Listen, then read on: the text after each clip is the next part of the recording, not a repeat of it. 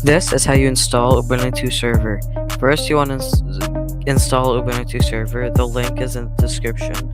Next, you want to install something called Rufus. Once you install it, you're gonna plug in your USB drive and open Rufus.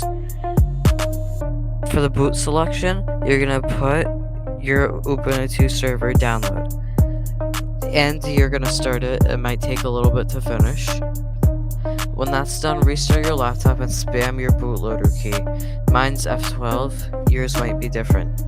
I didn't really get the footage here, but it's pretty straightforward. You're gonna see a screen, you're gonna navigate with your arrows.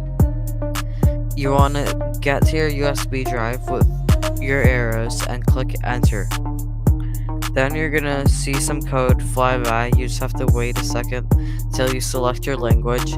Then you choose your keyboard type, and if you want minimized server or normal server, I recommend minimized. Then you have to follow through with the rest of the setup. I didn't get the footage because it's pretty self-explanatory. It's basically you just follow through with whatever it asks you. Make sure you like and subscribe, please. This took me like 5 days to make.